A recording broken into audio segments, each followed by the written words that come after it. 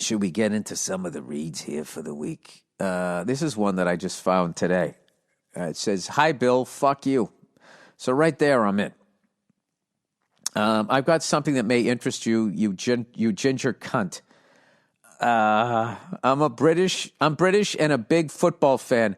Not soccer. Fuck you. It's called football. And that's already 2 reasons to hate me. I say I'm a big football fan. In fact, I'm also a fat fuck. That's 3 reasons. Anyway, I have an interesting baseball story that you might not know.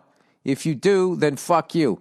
In fact, I'm too locked down drunk to be able to give the details in coherent enough fashion for your fat finger reading skills to manage. Just look up Gary Thomason, the ex-Dodger and Yankee player who went to Japan. His name has become a byword for something pointless but beautifully maintained. Look it up. It's fucking interesting. I'm going to bed now. Cheers. Fat fuck so-and-so. P.S. I love your show. All right. So I looked this up. Where the hell is it? The Unfortunate Legacy of Gary Thomason. And he was right. He was a guy that played in the MLB. He played for the Dodgers and the Yankees. And then he signed a big contract in Japan. Here is his story. Gary Thomason was an American baseball player who lost his mojo when he moved to Japan. But despite his less than stellar career, his name still lives on today. Thanks to Japanese artist, I'm not going to say this right, Akasegawa Genpai. It's a killer name, whatever it is. Akasegawa Genpai. Thomason has become an eponym. I don't know how to say that word. Oh, Jesus Christ, I need to get smarter. I'm going to be fucking talking to people. Eponym. I've spelled it wrong. Let's see, pronunciation. Fuck you with the fucking goddamn fucking Windows. Have I ever said yes to any of that? When are you going to quit? Pronunciation. How do you say it? Oh, wait, I had the sound off. All right, here we go. Let's try it again. Eponym. I never would have guessed that. All right. His name has become an eponym for a truly bizarre type of architecture. What the fuck just happened? It just scrolled without me. His name has become an eponym for a truly bizarre type of architecture. Objects that are completely useless but still carefully maintained. If you've ever lived in a major city, you've probably seen your fair share of architectural oddities. Perhaps you've spotted a handrail where there aren't any stairs or a door that opens to a brick wall. Maybe you've noticed vents with nothing to ventilate or a section of a fence you can easily walk around. Pictured above, you can see a skyway that no longer connects to anything, yet wasn't demolished, and with its connected building for some reason. Well, that's probably because they would have charged more money, I would think, to take that fucking thing down. The other building's like, we're not paying for it. And they were like, well, fuck it, then we're just going to leave it. I'm guessing. I have no idea. All right, the whole bushel here. Here we go. If you've ever lived in a major city, I read all of that. Anyway, these are some remnants of expanding cities. Why the fuck? Oh, because it keeps loading advertising. It keeps moving on me here. These are remnants of expanding cities, but what's confusing is many of these ridiculous doors and pointless pipes are still carefully maintained. While they serve no purpose, they're repainted when they grow rusty or repaired when they fall apart. They also have their own name. They're called Thomasons. So who nicknamed these silly structures and why? Well, the culprit is a Japanese artist named Akasegawa Genpai. One day in 1972, he was on his lunch break in Tokyo when something caught his eye. That's on my bucket list to go there, by the way. It was a staircase that went up and down like all staircases do, only there was no door at the top. They were stairs to nowhere, but what really amazed Akasegawa was the railing. It was obvious that at one time or another the railing had come apart, but what blew Akasegawa's mind was someone had fixed the darn thing. Now the railing was good as new, even though there was no reason why anyone would ever use those stairs. Mystified, Agasawa searched the city for more worthless wonders. Whenever he found an out-of-place pole or a gate in the middle of nowhere, he'd snap a photo. He considered these doors and stairs artistic byproducts of the city. I'm going to give you this guy's name so you can look up his work. It's I'll spell it, A-K-A-S-E-G-A-W-A.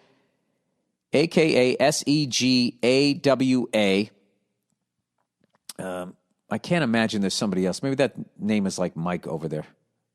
So I'll give you his last fucking name here. Genpei, Genpei. If you want to look up his work as I continue to read here.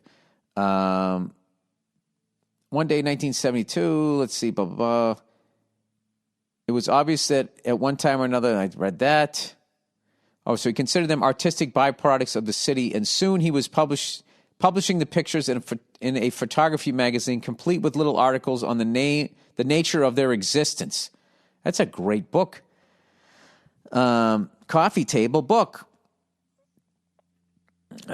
He also created a name for these vestigial structures. I don't know how to say that word. Fuck! I'm getting killed here today. Okay, let's look this one up. Vestigial pronunciation. Here we go. Vestigial. Oh, man, you got to work that into your fucking... Well, you can't really go to a party.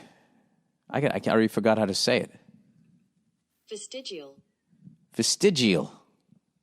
I like that one. I'm getting sick and tired of this vestigial shit.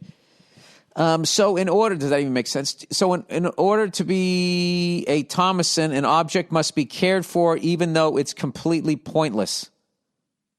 Wait, I skipped over a bunch of shit. God damn it.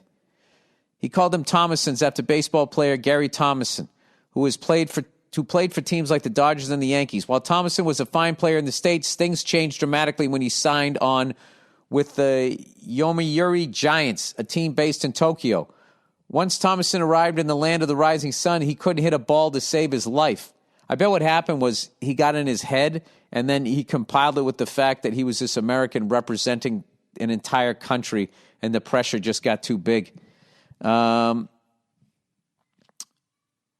are we here? He couldn't hit a ball to save his life. People called him the giant human fan because all he was doing with the bat was stirring up air. You see that? Baseball sports fans are sports fans around the world. After Thomason set the all-time Japanese strikeout record in 1981, the coaches benched the poor guy, and that's how Thomason served out the rest of his contract, sitting in the dugout and making money for doing nothing. According to Akasegawa, who's a huge baseball fan, Thomason had a fully formed body yet served no purpose to the world. Fuck! Oh, my God. But just like those fences and banisters he found around Tokyo, the man was still being maintained. Wow. So in order to be a Thomason, an object must be cared for even though it's completely pointless. The concept caught on, and soon people were submitting their own Thomasons to Akasegawa for approval. In 1985, the artist published his findings in a book called Hyper Art Thomason, which was translated into English in 2009. Oh, my God. This is like international Bill Buckner. The book inspired a new group of Thomason hunters, particularly in San Francisco. And Akasegawa's publishers even started a website where they could submit their artistic discoveries. Unfortunately, Gary Thomason's family isn't exactly pleased with the way the ball player is being portrayed. After all, who wants to be remembered for being useless? Of course, as a radio host, Roman Mars points out, how many other ball players from the 70s and 80s can you remember? Thanks to Akasegawa, a bunch.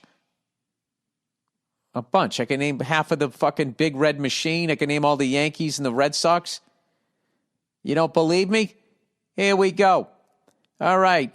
Dave Concepcion, George Foster, Pete Rose, Tom Seamer, Johnny Bench, Sparky Lyle, Tony Pena.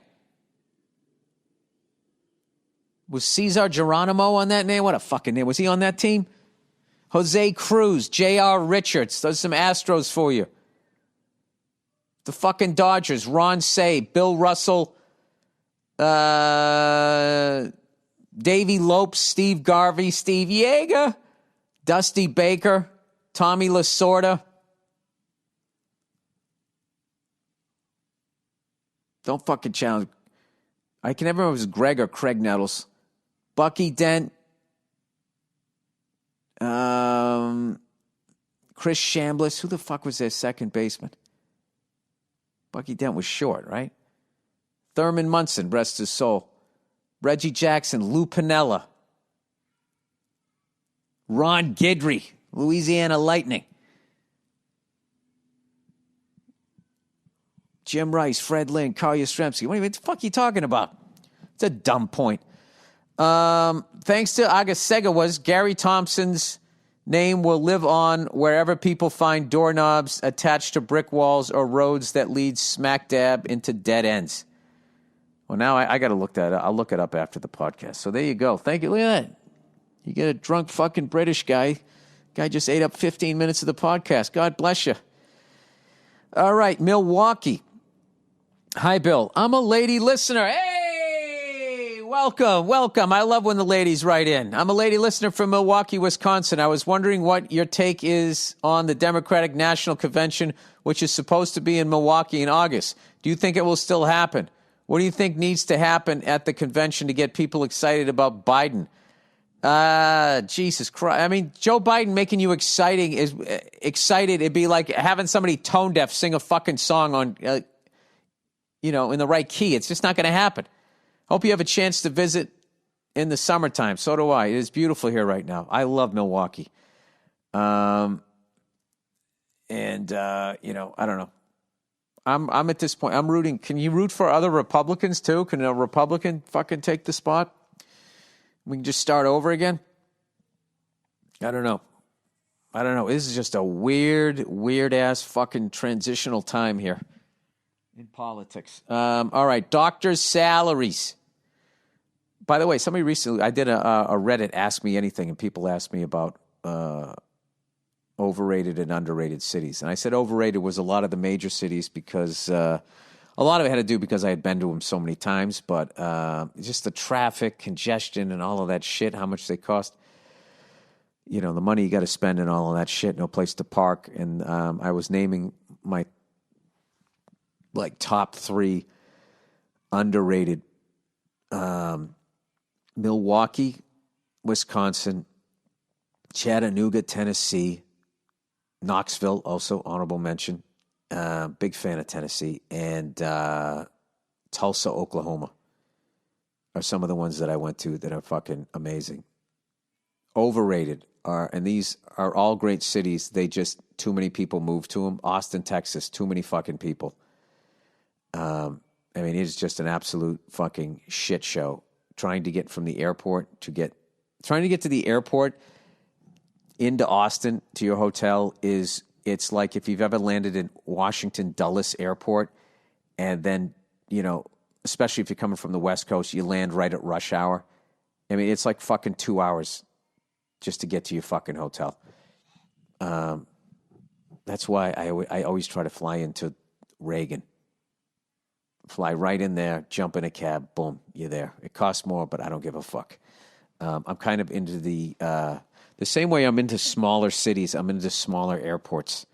I like doing that, and I don't give a fuck if I have to pay more money. I just like that way better than dealing with the bigger. The bigger ones I liked going to when I was a younger man, but now that I'm an older man and I don't want to fucking deal with lugging my luggage and all of that shit. And they have wheels. My luggage has wheels like everybody else, all right? And I'm still talking about lugging it. That's how fucking old I am. All right, doctor's salaries, everybody. Dear Bodacious Billington. Can I come watch it? My daughter has a virtual dance recital. Hang on a second. I'll be right back. What's up? You need to watch me. What are you going to go do? No. All right, hang on. I'm coming. All right. I'll hang on a second, guys. All right, I just crushed the parent-daughter dance. Killed it, Some moves that have never been seen before. Oh, Jesus. All right, I'm back. All right, doctor's salaries. Dear Bodacious Billing team. That intro was what Gmail suggested to me when I typed Bill. That's artificial intelligence for you. Love the podcast. Okay. Some orthopedic surgeons and plastic surgeons make over $750,000 a year, while many general medicine doctors and pediatricians make under $225,000 a year. The highest paid surgeons are clearly overpaid. What, as compared to the other ones? Dude, somebody's operating on your face. I mean, how do you put a price on that? I don't think I would want to bargain bin shopping for that. I don't know. But do you think general medicine doctors like your primary care doctor or your daughter's pediatrician and their peers are underpaid? Well, this next point is what I was going to bring up. They often leave medical school with $200,000 to $300,000 in debt. Physicians often work 60-plus hours a week, with 10 to 20 of those hours being spent doing paperwork and dealing with bullshit pharmaceutical and insurance companies. We need more doctors, and with those salaries versus debts, we won't get them. Do you think we should pay doctors, not surgeons, more, or do you think that even with that debt, they should be happy with what they have? I imagine, like with any business, the people that employ them are keeping the lion's share of the money, and they probably exploit people. Like, it's kind of... I mean, capitalism gets a bad rap. I mean, I just kind of see people getting exploited in every country that I fucking go to. So I think it's a human thing, not really a form of government thing. But, yeah, I mean, I think out of everybody out there, as far as, like, earning a living, earning the money that you're being paid, the fact that these people help you, prevent you from dying, I don't know how you put a price on that. That's really the most important thing out there, is staying alive. And as far as like orthopedic surgeons, I mean, yeah, your quality of life is so much more improved. Those are the people that give you, like, you know, hip replacements, knee replacements. You can actually walk around, right? Fuck, I got to look that up. Orthopedic. I get all of those confused, except for gynecology, just because there's been so many jokes about it. And I know podiatrist too. That's just because I'm old. Orthopedic surgeon, spelt it wrong. Orthopedic surgeon. Oh, for fuck's sakes. Now they're just giving me a bunch of fucking orthopedic surgeons' names. All right, Wikipedia is a branch of surgery concerned with involving the musculoskeletal system. By the way, let me see. Who's the first guy that comes up? Oh, it's people in your neighborhood. I was like, who's like the fucking Kevin Hart, you know, like the biggest, or Sebastian, like the biggest, the Dave Chappelle of orthopedic surgeons, that if you Google them, like their name just comes up. That's fucking interesting. We need more doctors, and they'll say, okay, yeah, I mean, I don't have a problem giving them more money. I mean, I don't pay them. I imagine there's somebody the guy who owns the hospital, the team owner. That's actually kind of fascinating. But then as far as like plastic surgeons, you know, everybody thinks it's somebody getting tits or fucking fake asses or something like that. But, you know, there's also people that, you know, get into car accidents and stuff like that. And these people, you know, get, you know, lacerations to the face. You did such a great job, buddy. Yes, I did. You did. Did you have fun in the dance class? Yeah. Did Daddy dance okay? Yes. I'm making what you do when you interview a kid, you don't ask yes or no questions. You got to ask. How did you feel about dance class? What is it that you like about dance class? I like about Mommy Go Poopy. You like it that Mommy goes poopy? She's potty trained now, so she's all about poop. But, yeah. Okay, that's your statement on dance class, is that Mommy goes poopy? Yes. Okay. Is there anything else you would like to add? Because I got to get back to the podcast. Yes. I like to play Candyland, Shoots, and Ladders. You like to play Candyland and Shoots and Ladders. What about those walkie-talkies? Yes. Walkie-talkies. All right, are we going to play when I'm done here? No. No! Come on, buddy. We're going to go play wiffle ball. Okay? T-ball. T-ball. Yeah, T-ball. Sorry. Sorry. Well, I'm old, so I use different references. And then we play catch. No! All right, come on. Let me knock this out, and then we'll go play, all right? Hey, great job, buddy. Got it! You got it. All right. Close the door, buddy. Hey. Thank you. All right. Where was I? Okay, advice, email. Poppin' boners at work. Well, here's a guy who doesn't need for hims. I'm a 21-year-old male from, I'm not going to say where, who moved to Washington for a decent education. All right. The state he's from is also the last name of one of the greatest quarterbacks of all time. And that state isn't known for its education, and my family wanted me to have a chance in today's world. Anyway, I recently got a job at a grocery store so I can make some cash on the side and take advantage of an increased need of healthy people willing to work during a pandemic. Here's the problem. 99% of the women in this state dress like they just ran the Boston Marathon. They wear yoga pants that show off their hips or loose shirts that show a lot of cleavage. Maybe I'm just an ignorant male, but in the state of blah, blah, blah, most people, women included, wear pants or cargo shorts that aren't flaunting their bodies 24/7. I'm having a difficult time not having hard-ons during my shift hours. I'm not claiming to have a magnum dong, but when I look down, you can clearly see I'm aroused since I tuck my shirt in and wear a belt like a gentleman.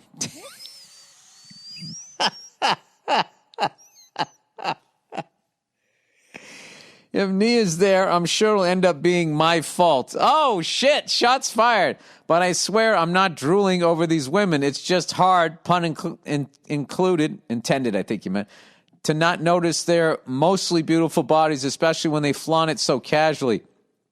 It's kind of like if a lady has really colorful hair or if an attractive 30-plus-year-old lady wears white yoga pants with a black thong. It's something your eyes, brain, and dong would want to look at. Any advice would be appreciated. Go fuck yourself. My advice is hang in there, buddy. Hang in there. All right? You got two positive going for yourself. One, your dick works. There's people out there, they got to take for hims. You're all right. Okay? So you're fine. And then secondly, I imagine if you got a job at a titty bar the first couple of days, you'd be like, God damn, look at all these fucking titties. And then after a while, it's just titties. I think you'll get used to it, and I think you'll be fine. As long as you don't start rubbing your dick, with your hand or up against whatever fucking, I don't know, their food or some shit, you should be fine. But yeah, what are you supposed to do? If they're coming in there wearing their fucking, listen, I've been out here in L.A. forever, and I still almost hit a tree every time I drive down the street. Some of the lack of clothing that the women wear out here. God bless them. I'm not complaining. All right, She's not wearing it for you. She's wearing it for her own fucking comfort. Oh, really? Listen, I've watched enough fucking baseball to know when the catcher's framing the fucking strike zone to make a ball look like a strike. So get the fuck out of here with that bullshit. Hypothetical dilemma. Bill, I got one for you. You're you, but you're not famous for comedy. Okay, it's a dilemma. Okay, you're you, but you're not famous for comedy. You're just a hardware store employee in Boston. A member of British royalty falls in love with you. It doesn't even matter if you love her back. Maybe you do. The question is, could you keep your mouth shut and eat your cake and have it too? Oh, would I marry her? No. I couldn't do it. Could you marry into that and be responsible for acting as the palace required? No, I would feel like a fucking loser. Remember, you might get all sorts of cool luxuries, but have to attend lots of events, though. Keep in mind that life in a one-bedroom in Medford might not be that bad. No, I couldn't do that. If I loved her, I would do it. But even then, I would be constantly saying, hey, you don't need to buy me anything. Can I at least pay for the cable in the palace? Can I do something? Can I wash the royal dishes? I have to do something to earn my keep. I'm not going to sit here because if I really honestly don't have to do anything other than go to these, I'll tell you what I would do is I would become a fucking drunk. I would become a fucking drunk. Oh, wait a minute. I just got a fucking message from my fucking agent.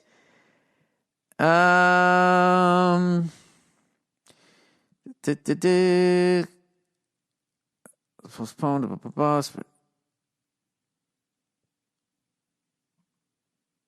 Oh, no.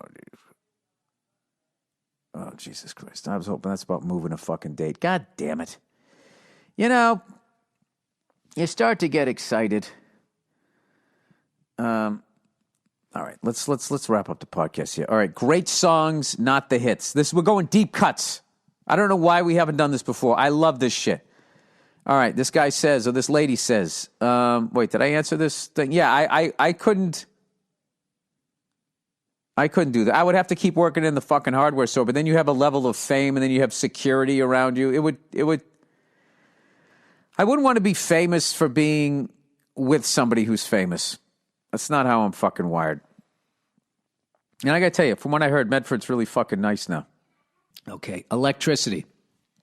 All right. Do not do your own electrical work, you moron. Period. Okay, thanks for the tip. Here's another tip for electric outlets. Hey, Bill. This is a pretty bare bones email, so I'll just get right to the point. When you replace an outlet, you have to be careful which direction you twist the wire. The goal is to twist the wire in the direction that the screws twist when tightening. If you're looking at the back of the outlet, you want to twist the right side down and twist the right side up. That doesn't make sense. The right side down and the right side up. This way, when you start tightening the screw, the twist in the wire doesn't start coming undone. It's a small tip, but can help you out tremendously. Thanks for the MMP and congratulations on kid number 2. Thank you. I'm thankful for both of those. To be honest with you, I don't think I'm going to do the outlets only because if I were to ever cause a fire, God for fucking bid, even if we did get out of the house from the relentless smoke detectors, it probably then wouldn't work. I'd burn down my fucking house, and they would somehow, I don't know how firemen do this, they always find the cause of the fucking fire. It's like, isn't like what caused the fire on fire? Wasn't that the beginning of the fire? So it would have been on fire the most. Like, how come my bedroom doesn't exist anymore, but you can find this fucking outlet? And the fact that it wasn't wired properly. They always fucking find what it is. And I get that different things burn differently, right? Like, obviously, a piece of paper is going to be totally gone. Whereas something that's metal or something like that might just be all charred up and shit like that. But, you can't start a fire with something that isn't flammable. If you just take one match and then you put it on a piece of paper and then stick it underneath some shit that's already there that's flammable, how do they know it's... And then you take the match and walk away. How do they find it? They figure it out. What are you, rooting against them, Bill? I don't know what I'm saying. All right, tip for electric outlets. I just did that. I would love to do it because I have like 5 or 6 outlets that are just, one works good and the other one doesn't, and I'm just fucking sick of it. So you know what I'm going to do is I'm going to buy all the outlets, and then I'm just going to have an electrician do it, all right? So everybody can fucking relax, and then once again, I'll pay for something that I probably could have done by myself. All right, bankers. Dear Billy Banker Cunt, I'm a 21-year-old college student majoring in finance, or as you would say, future banker cunt. Yes, I don't think you're a cunt yet, but what's going to happen is you're going to get involved in that game, and you either play ball or you get whacked. When you ran about greedy bankers, who at the banks are you referring to? Tellers, security, IT, board members? And is it all banks? Are there any in particular you aren't a fan of? I think banks are great. They loan money to students for college, small businesses, and make homes and car purchases possible. Without banks, this stuff wouldn't be possible for people with pockets not as deep as yours. Money you have rightfully earned. Average American can't write a check for that stuff. I know you complain about interest rates being too high. Interest is determined on how likely the person taking the loan will be able to pay the loan back. More risk to the bank means higher interest. Just like with any investment you and I make, we want more reward for more risk we take. Doesn't this kid just sound like a college student? You're basically explaining banking to me that if it's done properly, this is how it works. At any point during this email, are you going to allude to what the fuck they did for over 40 to 50 years to gradually get themselves completely deregulated? So we had what happened in 2008 and the fucking bubble that they're now creating again with these fucking high-rise luxury apartments. That's all of our money. What about that? What about the fact that back in the day when they were regulated, I forget what it was, but if you deposited $1,000 in, they were only able to loan out like 30% on 1,000 or something like that. It was a responsible number. And then they just kept going after these politicians and paying them off. And then eventually, not only could they loan out the entire 1,000, they could loan off another $1,000 to two other people. So off your grand, they could loan out $3,000. So they basically counterfeited $2,000 that's not even there. And then you combine it with the fact that they then had these new rules that made people who weren't qualified to get homes, which then drove up the prices of the fucking houses. You had what happened in 2008. That's why I think they're cunts. And then after they fucked everybody over, and old people who thought they had their savings, the money that they earned, then had to spend the rest of their life fucking, eating dog food. And these fucking cunts at AIG then say that, hey, we're too big to fail. Bail us out. And then we had to bail them out with money that we now pay interest on. That's why they're cunts. Okay? You just sitting here explaining to me how in a perfect world, banking operates. I understand that. All right? Lastly, he says, if you keep your entire life savings in cash in a bank, you are an idiot. Up to $250,000 is federally insured per bank account. That money should be with a wealth management company so the money can grow and be safe. Thanks for listening and go fuck yourself. Well, listen, buddy, I will chalk this up to the fact that you're a young person. And what you'll quickly realize is that how the game works is you're going to put your money in play or they're going to take it. And then when you put it in play, you're going to be exposed. And they're going to take it that way. That's basically how it is. And you can try to be conservative if I keep my entire life savings in cash in the bank, I'm not an idiot for doing that. I'm an idiot because I believe that the banks it's actually going to be there. But $250,000, if I live my life correctly and off of interest and whatever else and whatever I was still earning, if I just live within my means, then I am not an idiot. I'm actually a responsible citizen. But this whole idea that, you can never have enough money, you have to keep putting it out there, is because our economy is a fucking Ponzi scheme. That's why. And if people start pulling out and they stop playing the fucking game, the whole thing collapses. So I would look up on that. All right? Woodrow Wilson's letter of regret, the Federal Reserve, all of that type of shit. How the Federal Reserve is actually a private bank, a private corporation. I went down that rabbit hole. I'm done with it because nobody gives a fuck in this. We're all tied into the lie. But I don't know. This is something that you want to do, so I don't want to shit all over it. But, if you read up on it, I've actually sat in banks talking to people, talking about how fucked up it is. And they get this look on their face. They're like, yeah, I know. And I'm like, so what are you going to do? You doing gold coins? They're like, yeah, I do a little bit of that. They're even hedging their bets. But I just look at it like, by the time this person figured out what they were getting involved in, they already had a major in that and fucking college loans, and they were already running on the wheel. But I might be wrong. I could be wrong about all this. I hope I am. I hope banks are the way that you said they are. Has not been my experience from the little that I know. My girlfriend is racist against me. Hi, Bill. I've been dating this girl for a year. She is Asian American. I am half Caucasian and half Hispanic, but I look white. She was telling me it's funny that I'm half Hispanic because her Hispanic friend objected to her dating me when I thought I was just white. Normally, I wouldn't let this bother me because part of me gets it. All people of color have experienced some sort of racism from white people. The conversation made me uncomfortable, and she must have picked up on it because she started defending her friend. All right. You said, normally I wouldn't let this bother me because I get it. All right, but it did bother you because I guess you like this girl and she's saying this shit. She began bashing white people and explaining to me that I'm one of the good ones. I come from a liberal mixed family. I said that even though I get it, I still don't think that they should assume I'm conservative racist just because I'm white.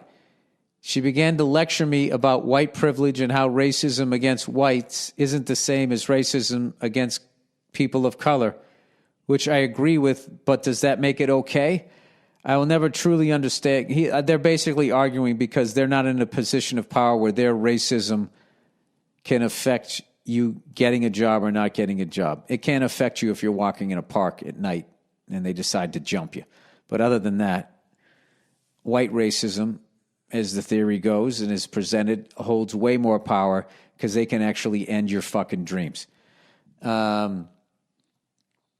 Which I love when white people then try to explain to people who aren't white that that's not the case. Let me explain your experience. Although people who aren't white explain white people to white people, it's just what people do. Everybody knows everything, I think. Haven't you learned that in the pandemic? Somebody said it to me the other day. It was like the amount of people without medical degrees telling me how to avoid getting the coronavirus. We're all full of shit, okay? And I am too. I yelled at I called a smoke detector a cunt, people. All right. I will never truly understand their experiences. I know that, but at what point are they being hypocritical? A fair question. I understand that. I understand that. I've been in this situation. It made me think of when Dorothy lands in Oz and they want to know if she's a bad witch or a good witch. And she's like, I'm not a witch. I'm just a kid from Kansas. This isn't the first time I've had to establish that. I'm one of the good ones. I assume you and Nia have been through the same thing. Oh, we fucking argue all the time about shit like this. It's actually, it could be a show. Like we have, and then in the end, I usually end up like being able to explain myself in a way that she understands, and she's able to explain her way in a way that she understands. This is basically a deal. As long as me and my wife don't watch the news, we get along great. Do I just keep trying to prove that I'm one of the good ones? No. Do I call her out on her hypocrisy? Both. Do I let it go? I don't know anymore. Well, what I usually say when people do that, it's like, I just go, you sound like a white person. And then I also tell them when they try to hit me with that, this white people are just inherently evil. It's like, no, what you're seeing is any race of people with unchecked power. That's what happens is eventually, I don't know what it is. It is a fascinating thing where I feel like people that crave power and then their psychological makeup is an interesting thing because, I don't know. Most people I know that are cool are not into wanting to control shit. And people who aren't controlling people are not cool to be around. But then having said that, somebody has to lead the herd. So I don't know. I don't know. I get this weird point in my life where I just really, I don't fucking know anything anymore. He says, I don't know anymore. I don't want to be one of those white people trying to act like they're equally victimized. No, you never want to do that. That's a bad look because of their skin color. Like, yeah, it's a double standard. Yeah, mine is getting choked to death by a cop. Other than that, yeah, exactly. Minus the slavery and all of that bullshit and all the fucking shit that's actually in your head that you don't even fucking address to other people. Other than that, yeah, it's the exact same fucking experience. Yeah, but having said that, there's only so much of that horse shit that you can fucking listen to. You know what I mean? That's like when I listen, like when white female comics start fucking complaining, about how different. You can listen to it. You're like, okay, I get it, to a fucking point. And then it just gets to the point of being like, not for nothing, you're kind of further in your career than I was when I was at your, when I was doing it for 5 years. So, I mean, I think the fact that you are a woman makes you stand out. It's actually kind of helping you more than it's hurting you. Am I crazy here? But I know that that's not how it works with white women. White women are the victim's victim. Don't get me fucking started with that shit. I had a great bit back in the day when I did stand up about how white women, how they fucking, just incredibly, how they sidestepped their own white privilege and just dumped it all on white guys. Fucking unbelievable. Stroke of genius. And then stuck themselves at the front of the line as far as, you know, people speaking out about being oppressed. It was amazing. All right. And with that, I'll stop doing parts of my act that I can't even remember anymore. All right. Here we go. Hey, Bill. Okay. Celebrity message video. Hey, Billywood. You're a smart guy. Oh, gee. Here comes the insult. Hey, Bill. He already has his arm around me. Hey, Mikey. What'd you get lost? Hey, Billywood, you're a smart guy. No, I'm not. And you've come up with a lot of cool ideas. If you were to produce a celebrity video where they talk or sing to the camera, what would you... I cannot believe the amount of celebrities that still do those videos. No matter what the fucking message is, you're going to get shit all over. You know? And sometimes fans are right, and other times they just hate you because they see how big your kitchen is. You can't win. Oh, regular people really fucking annoy me with their hypocrisy when they make fun of fucking celebrities. And rather than seeing themselves, you know, and all the fucking bullshit in their life, they think that their lives aren't as bad as celebrities' lives because they have a humble-sized kitchen. You're all the same fucking people. You just don't know how to act. You know, maybe if you regular people learned how to pretend a little better, you could get a bigger kitchen. I mean, how great is this fucking country? If you can pretend to be somebody you're not, you can get a giant kitchen. If you were to produce a celebrity video where they talk or sing to the camera, what would you do? I wouldn't do it because I know they would all be yelling at me, telling me that I fucked them over because you guys would all trash them. What song would you all sing? This is such a funny question. Any celebrities of note that you would have, assuming you could have anyone? And Bill, most importantly, what's the message you want to get out there? Hugs and kisses. I would do a parody of it because I lack the talent to execute it, you know, to actually do a good one. So I would do a parody of it, and I would do it about gold digging whores, or I would do it about white women never feeling that they were wrong, or I would do it about all the white women talking about white women that they know who are actually named Karen, who are actually good people. Watching white women trying desperately not to be called on their fucking bullshit, you know, and for them not to be fucking labeled is one of my favorite things I've watched in a while. So I would probably do a video on that. And I'm trying to think if there's a song named Karen. Because there's oh, Sherry and lady. They're always singing, I'm the type of guy, you know, there's Ethel on my left. How funny is that Wanderer song? There's Gladys on me and there's Flo on me. It's all old lady names now, but back then it's just like Flo was fucking young and hot. Oh, God, I'd love to get in her giant underpants with all the fucking frills on the back. He's a boogie boy of hairy bushes. Let me see. Is there a song named Karen? Karen lyrics. Karen, I'm not talking. Let's see videos. I would use this. The first song I find. Karen song. The Karen new generation. No, I don't want it to be Karen hip hop.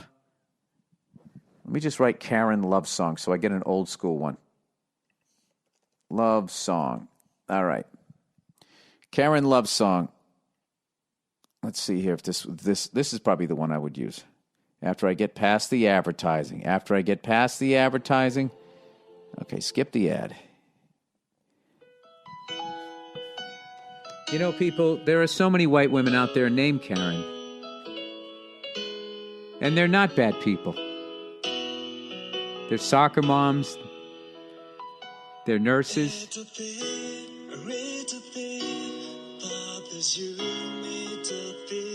I don't think this is English. They're white women, just like you and me. Dealing with the toxic white males in their lives. Then I cut to a white woman named Karen, and she'd already be crying. I mean, I know that black people, African Americans have it really difficult in this country. And I know that white police officers have taken a lot of liberties, but just imagine what it's like to be actually living with that white police officer. Something like that. I think that's how it would go. I don't know what the fuck that song was. I wonder if when they go into a fucking, like if I was a record producer and they were, when I was producing a song that fucking cheesy about some chick named Karen, right? Or a fucking lady or whatever. I would try to talk to the other bandmates and be like, hey guys, is this like a real chick? Does he really feel this stuff? Or can we kind of fucking break balls as we record this, knowing that we're all just trying to make a pile of cash and act like we're sensitive people rather than we fuck everything that moves and do a mountain of cocaine during the recording and touring of this album? Is this an actual Karen? And then the people in the band be like, we don't know, man. He hasn't talked to us in a while. He's on a separate tour bus. Or they fucking hate the lead singer so much that they say, no, it isn't a real woman. And then I would say something stupid about her. And then that'd be this big fucking thing. And then I would get replaced. And in would walk Ted Templeman. All right. New father, bad relationship. Dear Bill, what the fuck do I do? Oh, wait. Are you asking me advice? Oh, shit. It's time for me to play my jingle. Where is it? One of these days I'm going to get organized. Come on. It's time for advice. Hey! Your host, Billy Burr. That's me. And I'm ripping off this melody from somebody else. There you go. All right. You have a question? If you have a question, people, I will give you an answer. Okay? I will give you. I don't have the answer, but I'll give you one. If you want advice, I'll say something. I will move my jaw and make sounds in your directions. All right? Direction. All right. What the fuck do I do, man? He's like that dude in Platoon. I got a bad feeling. My girlfriend keeps pressuring me into marrying her. We have a 7-month-old babe. Jesus fucking Christ. Dude, you are married for the next 20 fucking years. We have a 7-month-old baby girl together, and I feel like if we didn't have her, we probably wouldn't be together now. My daughter is my world. Wow. From time to time, I get hit with this wave of, fuck, I want to leave her. I do love her, but I feel like we're too much different from one another. Her fucking family is so involved. They're great, but it's fucking annoying. All right. If you do love her and you do have a kid, at some point you got to put your kid, I don't know, dude. I've never been in this situation, thank God. But, I would sit down. You got to talk this out. I would talk to a therapist because the fact that you still want to leave, you got to figure out why. Do you want to leave because you love her just because you stayed with her long enough that you love her like a friend, or do you love her? But you already have a Mr. Lover. You have a fucking kid. So I would talk to a professional about this. But as far as the family, you just got to set up some boundaries, which involves you really thinking about what you want to say and then sit down and have a talk if somebody's, crossing the line there. Weaving over the double line, as they say there. The other day, my girl was bitching about her having to be at home with the baby all the time while I work 6 days a week and long hours. Well, get used to that, pal. It's always about them. She says that she feels like a slave. I know, like you're out there fucking It's like I'm out there fucking working, feeding all of you. Okay? We had a kid. You think I want to work 6 days a week? I don't want to work 6 days a week the way you don't want to fucking stay home the whole fucking time.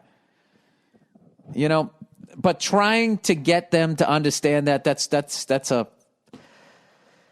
90-degree fucking grade hill, which is a cliff, buddy, and it's got ice on the face. I'm like, what the fuck? How all you have to do is clean occasionally and cook occasionally. It's not like I'm forcing her to clean and cook and take care of shit. Sometimes she doesn't feel like it, and I don't care because I understand she's feeling tired from taking care of our baby. All right, so you got some empathy there. I will tell you, having a baby, I mean, that's all-encompassing. It's not like when they go to sleep, you have all this energy. You know, you sleep when they sleep. When I move, you move. Just like that, right? Ludicrous. When they sleep, you sleep, right? She also, dude, like a lot of things that women say during this time, they're just overly tired. They're overly emotional. You know what I mean? Their hormones, whatever fucking excuses they have.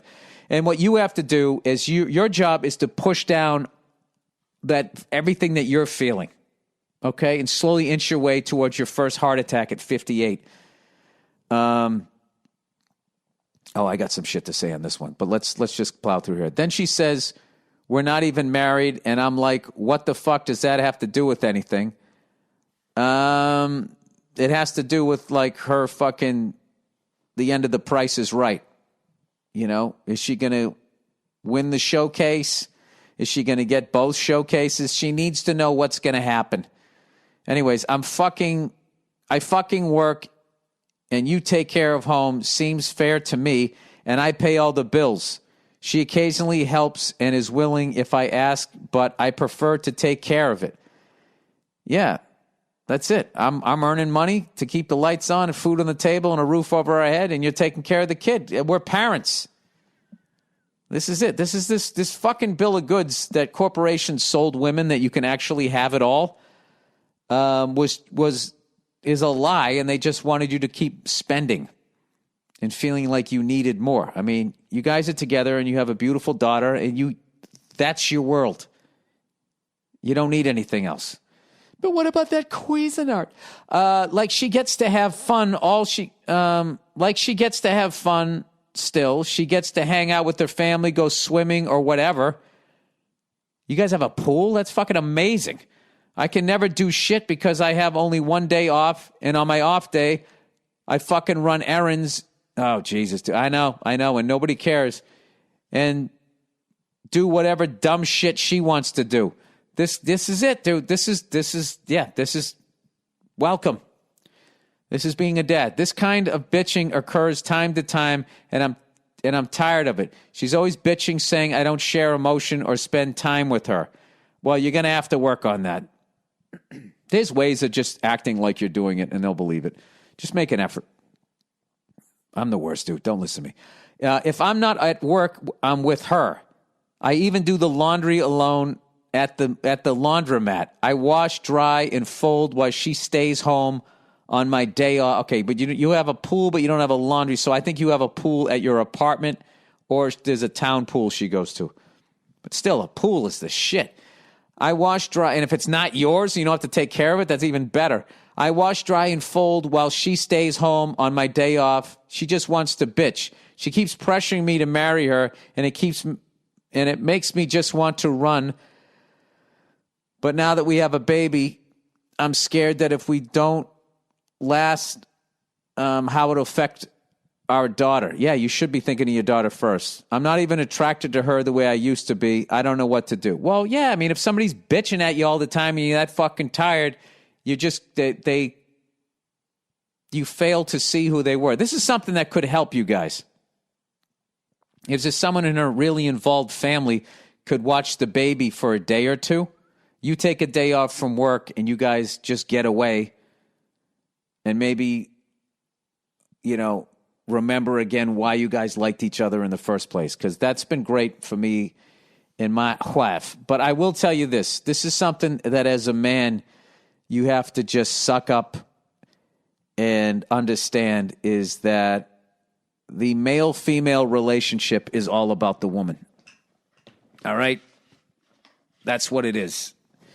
And as much as they say they want to hear from you and they want to know what you're thinking, it's about them. Always. Them and their emotions comes first. It comes before the kids. You know, that's if they're not happy, no one gets to be happy. There's no, hey, the kids are here. It's just how it's how they're wired. All right? They can also make a baby. So there's that. So you got to focus on the positive. But and here's the thing. As the guy, you're going to be doing all of this shit.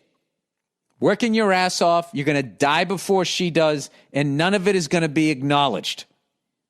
Okay? And if you want a little credit, you're being fucking selfish. Okay? And that's basic. I'm speaking in generalities, but that is essentially what goes on there.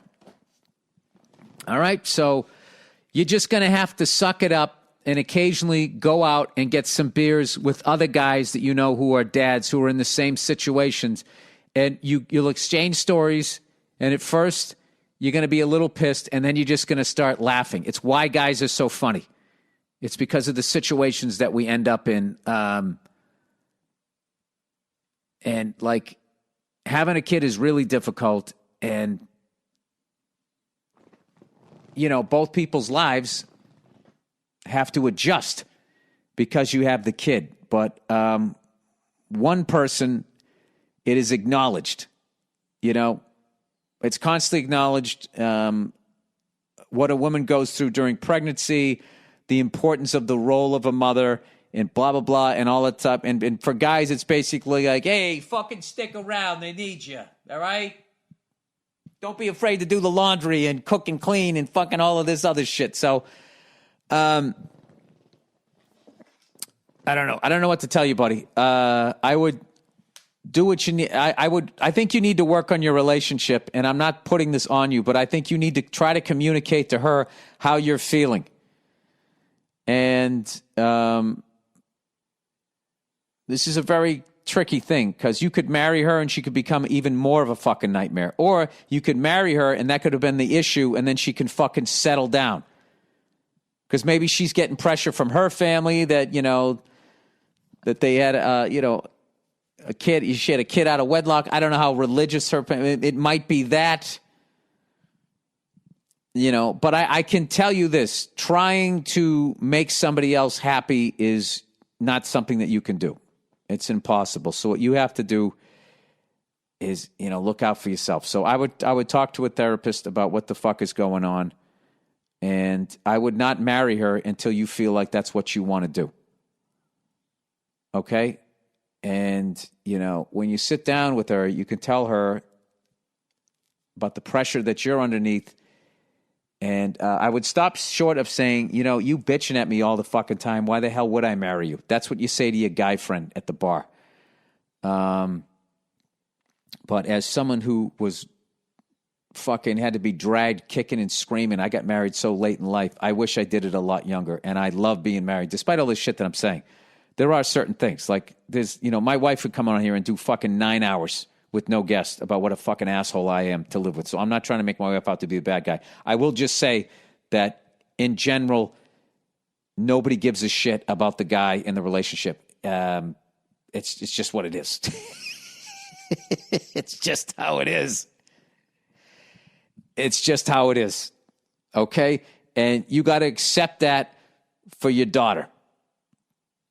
Okay? And the fact that you have to man up. You did have a kid with this person, and you need to do everything that you can do, you know, to make sure that kid has the best childhood. So I would try the best you possibly can to make this thing work, which means you have to try and communicate with, you know, this woman about how you're feeling. And hopefully she's a cool chick and will actually listen. All right?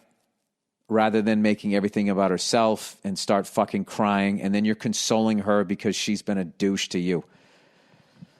Oh boy. All right, let's get off this subject. All right. But I have tremendous amount of issues with women. So, take it all with a grain of salt. But I would talk to a professional rather than some fucking idiot. All right. Wild animal ride. Dear Billy Bisonbelt. Loved you in The King of Staten Island. Thank you. Thank you so much. And thank you so much for streaming the movie. If you could ride one wild animal, which would it be? If I could ride one? People have rode ostriches. Fuck that. Before. See Swiss Family Robinson movie from the 1960s. For me, I'd love to ride a kangaroo or a panther.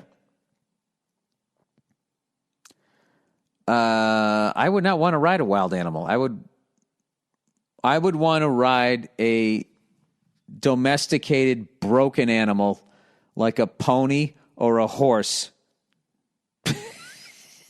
that is sad and has accepted the fact that a human being is going to get on its back, just out of my own personal safety, so it won't fucking throw me head over heels and then turn around and fucking maul me. You want to ride a panther? I guess you wouldn't get hurt in this scenario. You know what I'd like to do if it wouldn't kill me? I'd like to watch a ball game with a bear and have it sitting there like a raccoon does when it's eating Doritos on the couch. Some of those videos you've seen. Just sit there with the fucking bear. When there's a bullshit call, just fucking both look at each other. And we both shake our heads and we go back. He's got a big fucking salmon he's eating. I'd be smoking a stick.